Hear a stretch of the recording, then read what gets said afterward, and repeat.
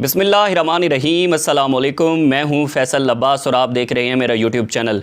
आज की इस वीडियो के अंदर हम दो टॉपिक पर बात करेंगे। वज़ीर दिफ़ा ख्वाजा आसिफ ने एक बयान दिया कि मुल्क डिफ़ॉल्ट कर नहीं रहा बल्कि मुल्क डिफ़ॉल्ट कर चुका है। तो इसका मतलब क्या है कि वज़ीर दिफ़ा को क्या ये बयान उनके मुँह में डाला गया है कि आप ज़रा बात करके देख लें। इसका रद्द-ए-अमल देखते हैं कि इसका रद्द-ए-अमल क्या आता है, क्योंकि हुकूमत ज़िमनी इंतखाबात नहीं करवाना चाहती और इसी हवाले से सदर ने 2 लेटर लिखे थे इलेक्शन कमीशन को कि आप 90 रोज़ के अंदर इलेक्शन करवाएं। इमरान खान ने जब असम्बलियाँ तहलील की तो उसके बाद ये बहुत ज़्यादा डिस्कशन चली और फिर लाहौर हाई कोर्ट का इस पर फैसला आया कि इलेक्शन कमीशन को चाहिए कि वो 90 रोज़ के अंदर जो है वो इलेक्शन करवाएं।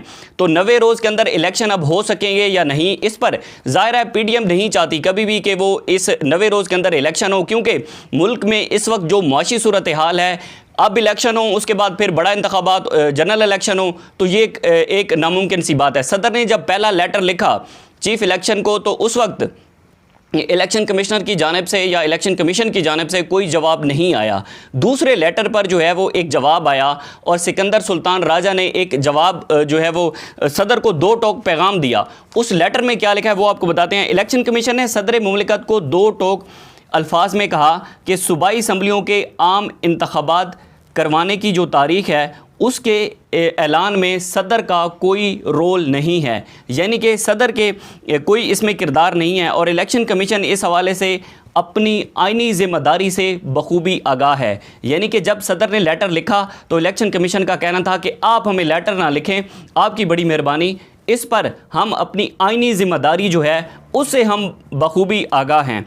उसके बाद chief election commissioner Sikandar Sultan Raja ने लिखा कि अपने ख़त में लिखा कि आइन के आर्टिकल 548 के मुताबिक जब सदर की जानिब से कौमी असम्बली को तहलील किया जाता है तो वो आर्टिकल 224 की शिक के मुताबिक इलेक्शन के लिए तारीख़ और निगरां काबीना का तकर्रुर करेगा। यानी कि इलेक्शन जो सदर हैं जब असम्बली तहलील होती है तो उस वक्त सदर जो है वो उस की मंजूरी देता है, तो उसके बाद सदर को चाहिए कि वो कौमी असम्बली के जो इलेक्शन हैं उनके अंदर अपना किरदार अदा कर सकता है। सूबाई असम्बलियों के जो इलेक्शन हैं उसमें सदर का कोई रोल नहीं है।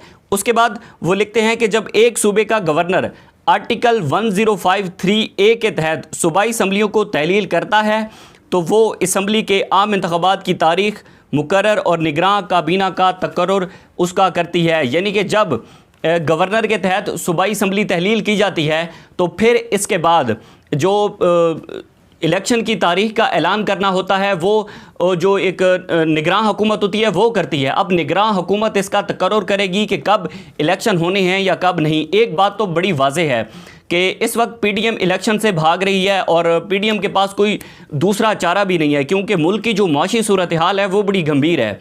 अगर PDM जो है वो इंतखाबात करवाती है तो उस पर अच्छा खासा बजट जो है वो इन इंतखाबात पर लगता है। और दूसरी बात यह है कि इमरान खान की पॉपुलैरिटी भी इस वक्त पीक पर है। अगर इलेक्शन करवाती है PDM तो वो दोनों सूबों से या 2-3 सूबों से फिर हार जाती है, तो फिर इसका मतलब है कि उनके हाथ से सारी गेम चली जाएगी। ये मामला बहुत गंभीर है, लेकिन अगले जो 3 से 4 रोज़ हैं वो बड़े अहम हैं और इन 3-4 रोज़ के अंदर ये फ़ैसला आ सकता है कि हुकूमत और इलेक्शन कमीशन जो है वो कब इलेक्शन की डेट को अनाउंस करता है। वैसे ये इलेक्शन कमीशन की ज़िम्मेदारी है और इलेक्शन कमिश्नर पर बड़े इल्ज़ामात भी लगते हैं कि वो PDM के घर का बंदा है और जो भी हुकूमत चाहती है वैसे फ़ैसले इलेक्शन कमिश्नर से करवा लेती है।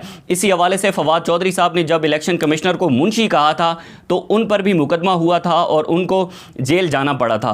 तो अब मामला ये है कि क्या हुकूमत इलेक्शन करवाएगी 90 रोज़ के अंदर या नहीं, या इलेक्शन कमिश्नर जो हैं वो जानिबदार रहेंगे या गैर जानिबदार, ये एक बहुत बड़ी बहस है। उसके बाद हमारे वज़ीर दिफ़ा ने एक बयान दिया है कि मुल्क डिफ़ॉल्ट कर नहीं रहा बल्कि मुल्क डिफ़ॉल्ट कर चुका है। डिफ़ॉल्ट कर चुका है का क्या मतलब है? क्या वज़ीर दिफ़ा किचन कैबिनेट है नवाज़ शरीफ की, मरियम नवाज़, शहबाज शरीफ और वज़ीर दिफ़ा ख्वाजा आसिफ उनके बड़े अहम बंदे हैं? तो क्या ये एक सोची समझी साजिश के तहत बयान दिया गया है या फिर ख्वाजा आसिफ ने ऐसे बात कर दी है कि जी मुल्क तो डिफ़ॉल्ट कर चुका है? क्योंकि हुकूमत इलेक्शन नहीं करवाना चाहती और हुकूमत का इस वक्त प्लान है कि मुल्क के अंदर जो मुआशी एमरजेंसी है उसको नाफिज करवाना चाहती है।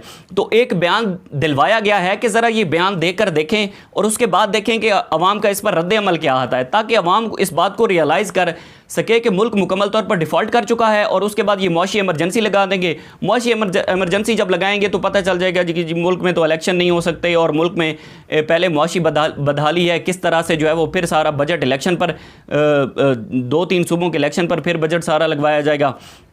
तो इस हवाले से ख्वाजा आसिफ का ये बयान बहुत ही तशवीशनाक है। उसके बाद जो शाह महमूद कुरैशी हैं उन्होंने कहा है कि ख्वाजा आसिफ किचन कैबिनेट है नवाज़ शरीफ की और इसको वज़ीर-ए-आज़म को इसका नोटिस लेना चाहिए और वज़ीर-ए-आज़म को इस बात के अंदर जो है वो डिस्कस करना चाहिए कि वजह क्या है, ख्वाजा आसिफ ऐसा बयान क्यों दे रहे हैं। क्योंकि ख्वाजा आसिफ जो है वो कोई आम बंदे नहीं है, बल्कि इस मुल्क के जो है वो वज़ीर दिफा हैं और वो ये बयान दे रहे हैं कि मुल्क डिफ़ॉल्ट कर नहीं रहा बल्कि मुल्क डिफ़ॉल्ट कर चुका है। वैसे ये बात एक हकीकत है कि मुल्क डिफ़ॉल्ट कर चुका है। हमारे पास 2.9 अरब डॉलर के ज़खायर बचे हैं और हमारे साथ IMF अपना मुआहदा करने को राज़ी नहीं है। आलमी इदारे जितने भी जिन्होंने पाकिस्तान को फ़ंड्स देने थे वो फ़ंड्स देने से इनकारी हैं। अब आने वाले दिनों के अंदर देखते हैं क्या होता है। मुझे दीजिए इजाज़त, अल्लाह हाफ़िज़।